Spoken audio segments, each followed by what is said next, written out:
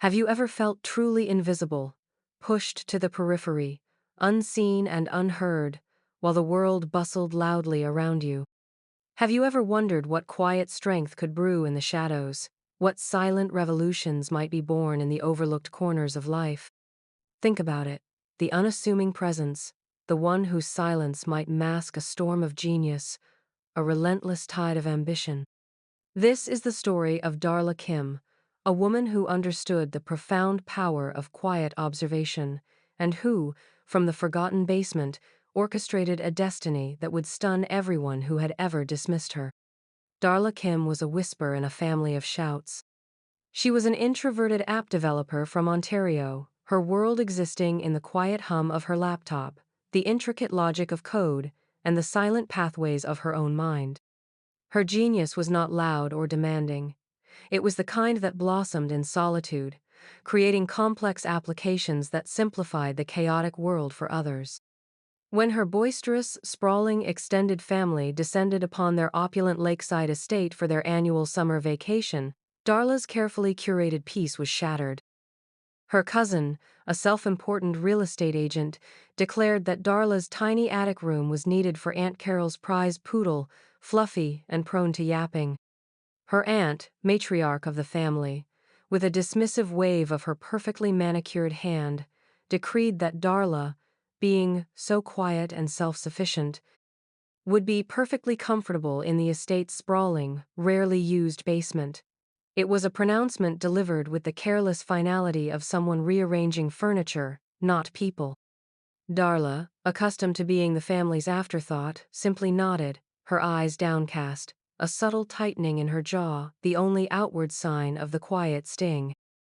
She carried her single worn backpack, her laptop, and a few essentials down the creaking wooden stairs, leaving behind the cacophony of laughter, the clinking of glasses, and the entitled chatter of her relatives. The basement was cold, cavernous, and smelled faintly of damp earth and forgotten things. Boxes filled with ancient holiday decorations and dusty relics of family history lined the walls. A single bare bulb hung from the ceiling, casting long, dancing shadows. Here, in the overlooked depths, Darla found not just a temporary dwelling, but an unexpected vantage point. Her demotion, though initially a blow, soon transformed into an unparalleled opportunity. She was literally beneath the action, privy to conversations that floated down through the floorboards, filtered through thin vents, and echoed in the quiet space she now inhabited. She heard the snippets of financial woes, the boasting about investments that had soured, the casual disregard for the estate's mounting maintenance costs. She heard the family's anxieties, their hubris, and their desperate whispers about their diminishing fortunes. They were oblivious to the keen, intelligent mind listening from below, the mind that was not merely absorbing information, but quietly, meticulously processing it. In the quiet solitude of the basement, Darla Kim was not just an ignored relative. She was becoming an unseen observer, a hidden strategist, and a silent, nascent force. Her quietude was no longer a weakness but a cloak, allowing her to see the world with an unclouded, dispassionate gaze. The grand, gilded life above was slowly revealing its cracks, and Darla, nestled in her newfound obscurity, was the only one truly noticing them. The hum of the basement, a mixture of the old furnace and the subtle vibrations of the grand house above, became Darla's soundtrack. From her makeshift bed in the corner, a thin mattress laid on a pallet, she listened. She heard the loud, confident pronouncements from her Uncle Robert about his latest venture, followed, weeks later, by hushed, panicked phone calls about liquidity issues. She heard her cousin, the real estate agent, boasting about lucrative deals while, ironically, his own family's assets seemed to be spiraling. The family's privileged bubble, so impenetrable from the outside, was revealing its thinness from the inside, especially from the vantage point of the basement. One afternoon, a particularly heated argument drifted down, clearer than usual, through an open vent. "We can't keep this up, Mother." Uncle Robert's voice was strained, raw. "The taxes alone." and with father's medical bills, we might have to consider selling the estate. The words hung in the damp air of the basement, heavy and undeniable. Darla froze, her fingers hovering over her keyboard. Selling the estate? This place, the symbol of their family's enduring wealth and status, their ancestral home? It seemed unimaginable. Yet, the desperation in her uncle's voice was unmistakable. Days turned into weeks, and the whispers continued. The estate, a grand, rambling structure with decades of memories etched into its stone, was becoming a burden, a gilded cage for a family whose fortunes were quietly dwindling. They spoke of downsizing, of liquidating assets, of re-evaluating their lifestyle. But their pronouncements were always tinged with a deep sense of entitlement, a belief that somehow they would always find a way to maintain their position, despite their increasingly poor decisions. Darla, meanwhile, worked. The basement, instead of being a place of shame, became her sanctuary, her incubator. She worked on new app concepts, fueled by the quiet urgency of her observations. The family above saw her as merely quiet, industrious, keeping to herself. They never once considered that her silence was not emptiness, but a deep, churning reservoir of thought and ambition. She wasn't merely working to pass the time. She was building, accumulating, planning. The seeds of an audacious idea, born from the overheard conversations and her own quiet resentment, began to germinate in her mind. The estate, this magnificent, crumbling monument to her family's fading glory, slowly shifted in her perception from a symbol of their superiority to a potential opportunity, a challenge to her own ingenuity. The idea, initially a fleeting thought, solidified into a concrete goal, a powerful, unspoken mission. She would not just survive this demotion, she would use it as the foundation for something extraordinary. The irony was palpable. While the family above clung desperately to their perceived status, the quiet woman beneath them was meticulously crafting her own, far more secure, future. The seed, once planted, took root with astonishing speed, nurtured by Darla's innate discipline and fierce, quiet determination. The contrast between her simple, focused existence in the basement and the chaotic, self-indulgent life above was stark. Upstairs there were lavish dinners, endless games of bridge, and boisterous conversations filled with empty promises and grand, yet unfulfilled, plans. Downstairs, there was the rhythmic click of Darla's keyboard, the soft glow of her screen, and the relentless, methodical march of her progress. She wasn't just developing apps, she was building an empire, one line of code at a time. Her thoughts, once consumed by the frustration of being overlooked, now hummed with the exciting potential of her secret endeavor. She envisioned not just financial independence, but a profound redefinition of her place in the world. The estate, no longer just a symbol of her family's dwindling wealth, began to represent something more for Darla, a challenge, a testament to what quiet ambition could achieve. She worked late into the nights, fueled by instant coffee and the subtle scent of damp earth. The cold of the basement no longer bothered her. It was a constant, tangible reminder of where she had been placed, and thus, where she needed to go. She launched her first new app, a productivity tool, quietly, without fanfare. It gained traction. Then another, a niche social networking platform, designed for specific, underserved communities. It soared. She researched the real estate market, specifically the value of large, historic properties like the estate. She devoured articles on property law, investment strategies, and the discrete world of high-value asset acquisition. Each successful download, each positive review, each dollar earned was not just a step towards wealth, but a deliberate stride towards her quiet, audacious goal. The family above, when they occasionally remembered she was there, might send down a plate of leftovers, or a condescending query about her studies. They never saw the glow in her eyes, the quiet satisfaction in her posture, or the steely resolve that had replaced her earlier resignation. They believed her to be content in her obscurity, an unassuming cog in their grand familial machine.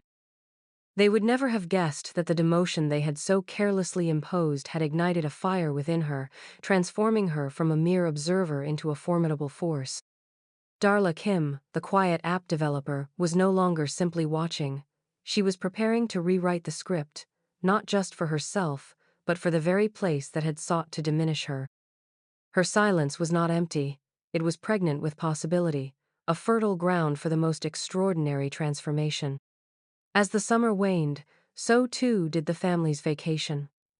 The boisterous laughter grew quieter, the clinking of glasses less frequent, the privileged chatter laced with more overt tension. Darla heard the frantic phone calls about mounting debts, the hushed arguments about which family heirloom could be sold next without anyone noticing. Her uncle, the real estate agent, was increasingly stressed, his bravado replaced by a palpable desperation. Their grand farewell dinner was a strained affair, punctuated by forced smiles and empty promises of future gatherings. No one gave Darla a second glance as she quietly slipped out from the basement, her backpack slung over her shoulder, just as the first cars began to pull away from the sprawling estate. She offered a small, polite wave, which was met with distracted nods. "Goodbye, Darla, don't work too hard." Her aunt called out, already half-turned towards her departing cousin. "You were such a help keeping out of the way." Her words, intended as a dismissive pleasantry, landed with a different weight on Darla, a quiet affirmation of the family's utter blindness. Darla simply smiled, a private, knowing smile that went unseen. She walked away from the estate, not with bitterness, but with a profound sense of purpose. The cold, damp basement had given her more than just a place to sleep. It had given her a mission. It had shown her the fragile underbelly of power, the precarity of inherited wealth, and the immense overlooked strength of quiet resolve. The estate itself, with its grand facade and hidden decay, had become a metaphor for the family's crumbling empire.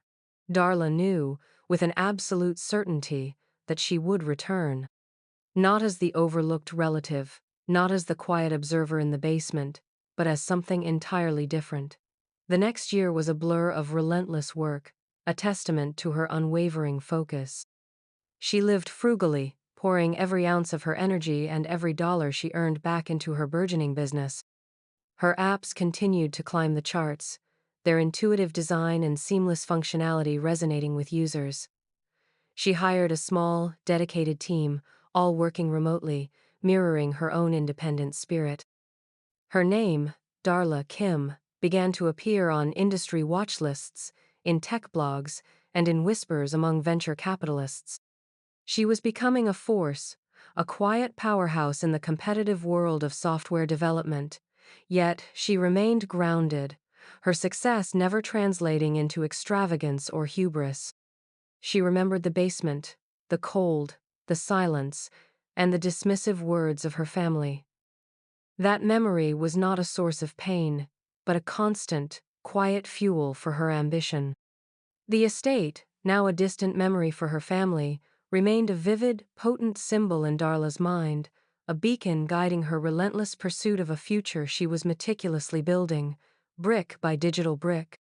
One crisp autumn morning, a year after her quiet departure from the estate, Darla sat in her sparse, functional office, staring at her laptop screen. An email notification flickered, catching her eye. It was from a discreet real estate listing service she had subscribed to months ago, a service specializing in high-value, unique properties. The subject line read, "New listing, prominent lakeside estate." Her heart gave a sudden, powerful lurch. She clicked, and the image that filled her screen was unmistakably familiar. The sprawling, grand facade of her family's ancestral home, bathed in the soft glow of the morning sun. A professional photograph artfully lit, it looked magnificent, almost regal, but Darla knew better. She knew the cracks hidden beneath the manicured lawns, the whispers of financial strain that had echoed through its elegant halls. The listing description spoke of historic charm and unparalleled grandeur, carefully omitting any mention of the family's desperate need to offload it. This was it. The moment she had been quietly working towards, the opportunity she had foreseen from the depths of the basement, the estate was officially on the market. A strange mix of emotions washed over her, a quiet triumph, a hint of melancholy for the fading legacy of her family, and an undeniable surge of satisfaction. The decision had been made for her, in a way. This wasn't about revenge, not truly. It was about proving a point, not to them, but to herself. It was about reclaiming a narrative, transforming a place of dismissal into a beacon of possibility. She opened a new tab, her fingers flying across the keyboard, accessing her financial statements. The numbers glowed, a testament to her relentless work. Her company, once a quiet dream, was now a formidable success. She had amassed a fortune that few, especially her family, could ever have imagined. The funds were there, more than enough. The acquisition would be seamless, requiring no loans, no public declarations. She would not need to compromise her vision. She made a phone call, her voice calm and steady, to her legal counsel. "I want to make an offer on the lakeside estate," she stated simply. "I want to buy it outright, no contingencies. And I want the transaction handled with the utmost discretion. I prefer to remain anonymous until the deal is closed." Her lawyer, accustomed to Darla's quiet, decisive nature, nodded silently on the other end, already understanding. The circle was about to close. The overlooked girl from the basement was ready to step into the light, not with a roar, but with a silent, impactful declaration. The estate, which once symbolized her family's entitlement and her own invisibility, was about to become the canvas for Darla's own extraordinary vision, a tangible manifestation of her unwavering resilience. The offer came quickly, a no questions asked, full-price cash deal. The family, desperate to unload the burden of the estate, was ecstatic. They spoke of it as a miracle, a stroke of luck that had arrived just in time to save them from financial ruin. They celebrated, unaware of the quiet architect behind their sudden reprieve. The closing date was set, a brisk, efficient affair. Darla arrived at the law office, not in the designer clothes her new wealth could afford, but in a simple, elegant dark suit, her hair pulled back neatly, her expression serene. She looked like any other successful businesswoman, blending seamlessly into the professional environment. Her family, led by her Uncle Robert and Aunt Carol, arrived shortly after, looking harried but relieved. They were too preoccupied with the finality of the transaction, the weight lifting from their shoulders, to truly notice the other parties present. They glanced at Darla, giving her a fleeting, dismissive nod as they always did.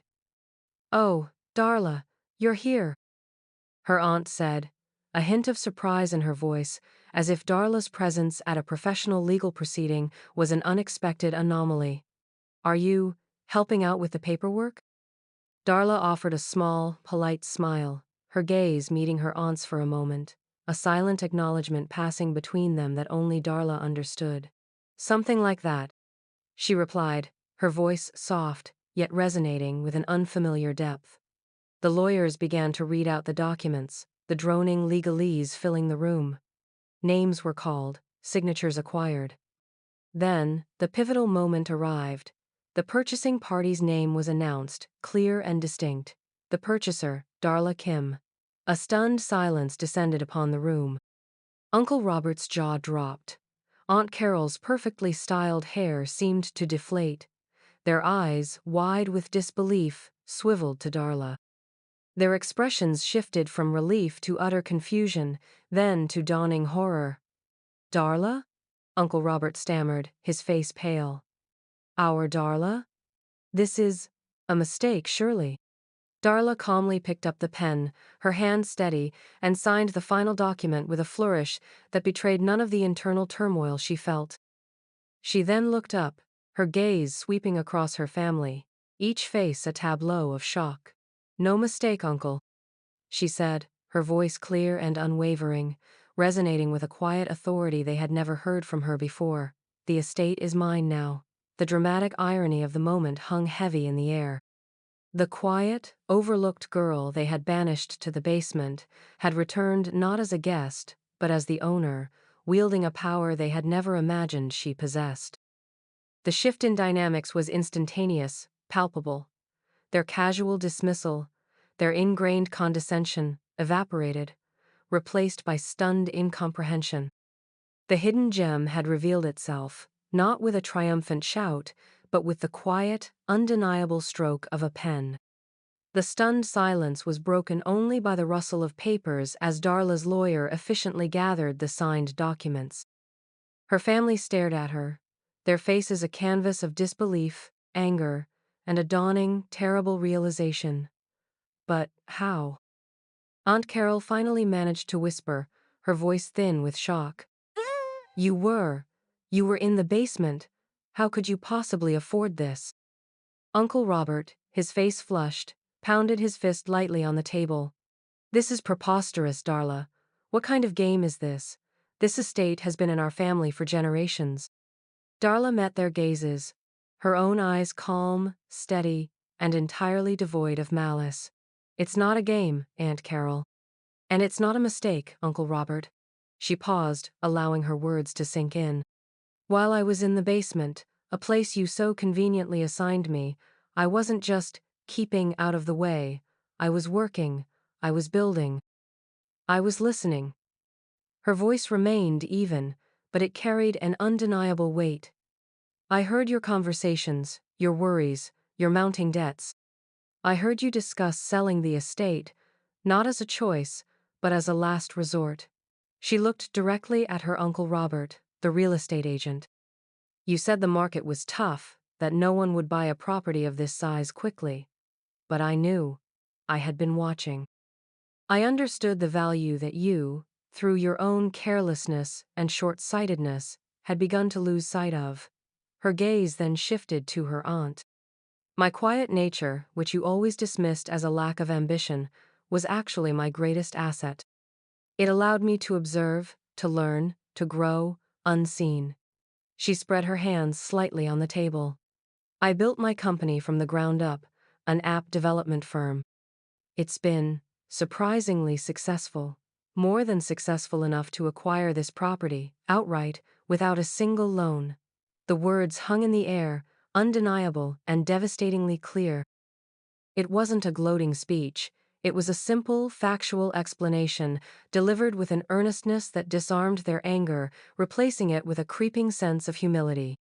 They had seen her as invisible, a burden, a quiet oddity. They had never once considered that her silence was not emptiness, but a carefully constructed fortress behind which immense talent and fierce ambition resided. The truth of Darla's hidden gem, her extraordinary capability, was laid bare before them, forcing them to confront their own biases and the profound underestimation that had defined their relationship with her. Their perceived power, their entitlement, had just been bought out by the very person they had banished to the shadows, leaving them humbled and utterly without recourse. The silence that followed Darla's explanation was different this time, heavy with understanding, tinged with a reluctant respect, and a deep, self-reproaching shame on the part of her family. Her Aunt Carol visibly sagged, the sharp edges of her usual demeanor softened by the weight of the revelation. Uncle Robert ran a hand through his hair, his earlier anger replaced by a bewildered acceptance. So, what now, Darla? He asked, his voice unexpectedly quiet. What are you going to do with it? Tear it down? Turn it into condominiums? His tone implied a desperate hope that she wouldn't disrespect their lineage. Darla looked out the large window of the law office, towards the distant, hazy outline of the lake where the estate stood. Neither, she said, turning back to them, her eyes alight with a vision that had been brewing for months. This estate holds history, memories. It deserves more than to be a monument to a fading past or a casualty of financial distress. Her voice became infused with a quiet passion. I intend to transform it.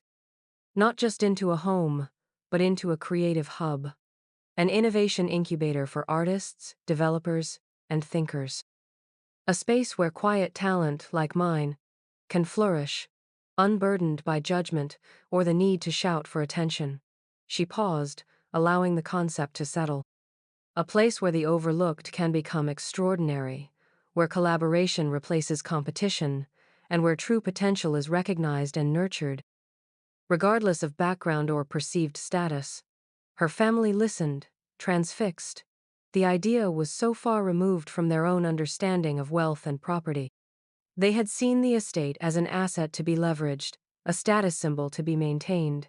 Darla saw it as a living entity, capable of becoming a catalyst for growth and inspiration. Her words were not just about real estate, they were a declaration of her values, a testament to her belief in the power of intrinsic worth. Aunt Carol's eyes softened, a glimmer of something akin to admiration, perhaps even regret, replacing her earlier disdain. A creative hub? She murmured, trying to wrap her mind around it. It sounds different. It is, Darla affirmed. It will be a place where talent is valued above superficial displays of wealth, where quiet innovation leads to profound impact, and where the silent can finally find their voice, not through shouting, but through their creations. The image of the grand estate, once a symbol of her family's fading glory and Darla's invisibility, now transformed into a vibrant center for innovation, was a powerful juxtaposition. It represented not just Darla's triumph, but a complete reimagining of what true value and purpose could be. Her journey had come full circle, from the overlooked to the visionary, from the unseen to the catalyst for profound and positive change. The Lakeside Estate, under Darla Kim's quiet, visionary leadership, began its remarkable transformation.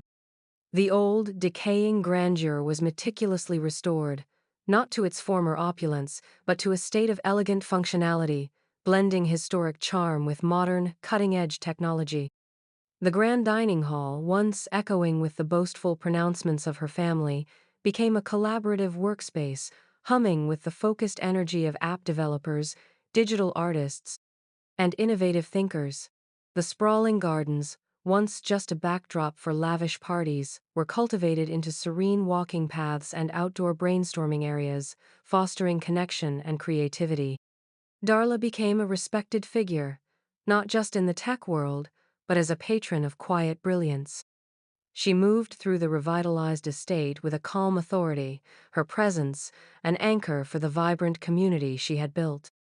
The whispers of her story, the girl from the basement who bought the family estate, spread far and wide, inspiring countless others who felt overlooked or underestimated.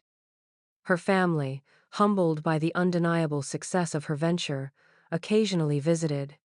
They no longer saw a quiet, inconsequential relative, but a woman of immense vision and unwavering resolve.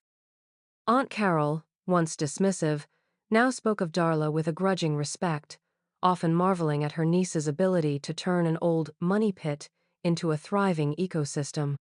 Uncle Robert, having lost much of his own fortune, even sought Darla's advice on small investments, a testament to his newfound recognition of her business acumen.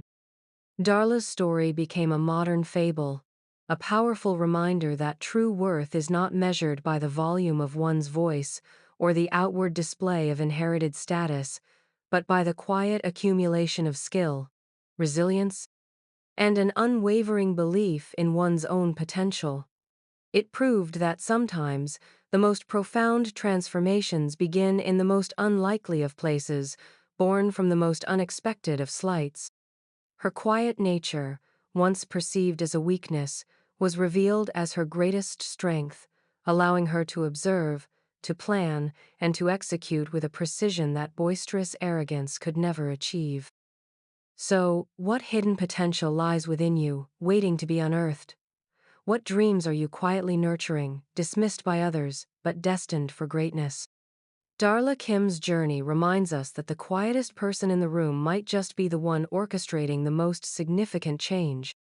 Her estate stands today as a beacon, a tangible monument to the power of the underestimated, a constant reminder that sometimes the most extraordinary victories are won not with a shout, but with a silent, deliberate step. Remember Darla's story. Share it. Let it be a gentle, yet powerful, whisper that ignites the quiet fire within someone else, urging them to believe in the profound impact of their own silent strength. Let it be a reminder to truly see those around you, for you never know what genius might be brewing in the shadows, waiting for its moment to redefine the world.